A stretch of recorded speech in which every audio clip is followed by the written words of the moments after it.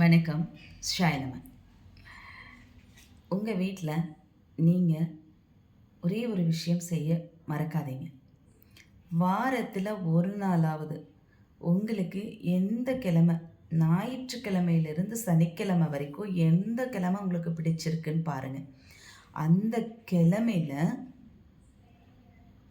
குறிப்பாக ராகு வேளையில், ராகு காலத்தில், ராகுவுடைய அதிதேவதை காளியம்மன், ராகு வேளையில் வேப்ப எண்ணெய் கொண்டு 2 அகல் விளக்கு தீபம் போட்டுட்டு வாங்க.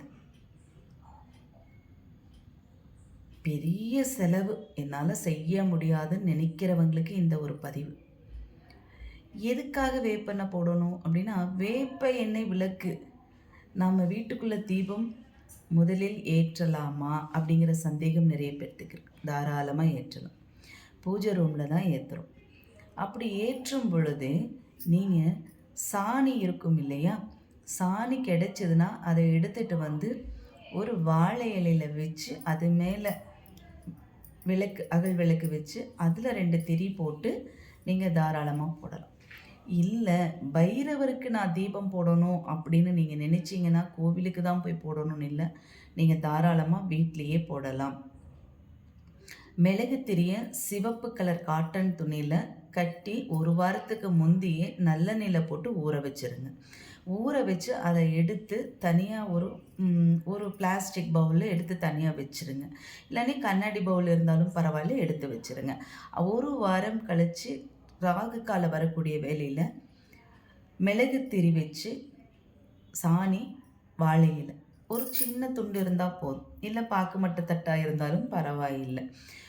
அந்த இது மேலே இதை வச்சு ஆத்மார்த்தமாக தீபம் போட்ட பின்னாடி அந்த தீபத்தை எடுத்து உங்கள் வீட்டில் உங்கள் குலதெய்வம் படம் கண்டிப்பாக இருக்கும். குலதெய்வ படம் இருந்தாலும் பரவாயில்லை, இல்லைன்னா கருப்பராயர் படம் சில பேர் வச்சுருப்பாங்க. அப்படி எந்த படமே என்கிட்ட இதெல்லாம் இல்லைங்க, நான் சாதாரணமாக வீட்டில் எப்போதும் போல் வச்சுருக்கேன் அப்படின்னா நீங்கள் ஒன்றுமே நினைக்க வேண்டாம். உங்கள் குலதெய்வத்தை மனசார நினச்சிக்கோங்க, கால பைரவரை மனசார நினச்சிக்கோங்க. நினச்சிட்டு காலத்தையும் காலனையும் ஆளக்கூடிய கால பைரவரே, ஆத்மார்த்தமாக உங்கள் பிரார்த்தனை அவர்கிட்ட சொல்லுங்கள். என்னுடைய துன்பமெல்லாம் காணாமல் போயிடணும், கஷ்டங்கள்லாம் கரைஞ்சு போயிடணும்.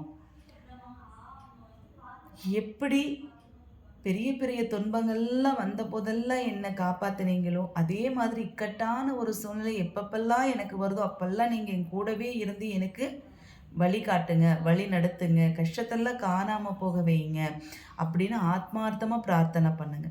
இந்த பிரார்த்தனைக்கு வலிமை, சக்தி ரொம்ப ரொம்ப அதிகங்க. எல்லா நவகிரகத்தையும் தன்னோட கண்ட்ரோலில் வச்சிருக்கிறவர் காலபைரவர். நவகிரகங்கள் மூலமாக நாம செய்த கர்ம வினைக்கு ஏற்ப நமக்கு தண்டனை கிடைக்கிறது. அந்த தண்டனையை குறிக்கக்கூடிய சக்தி காலபைரவருக்கு மட்டும்தான் இருக்குது. சனி பகவானுடைய குரு காலபைரவர். சனி பகவான் யார்? தர்மாதிபதி, கர்மாதிபதி, நியாயாதிபதி.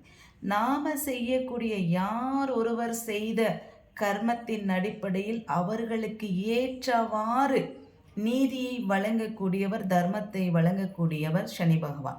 அதனால தான் அவர் சனீஸ்வர பகவான்னு பேர். கால பைரவரை யார் ஒருவர் மனம் உருகி விரும்பி கும்பிடுறாங்களோ நிச்சயமாக கால பைரவருடைய அருளின் ஆசையின் மூலமாக சனி பகவானுடைய தாக்கம், அவருடைய கொடுமையான கஷ்டம் எவ்வளவு இருந்தாலும் கால பைரவருடைய அனுகிரகத்தினாலும் ஆசையினாலும் காணாமல் போய்விடும் என்பது உண்மை.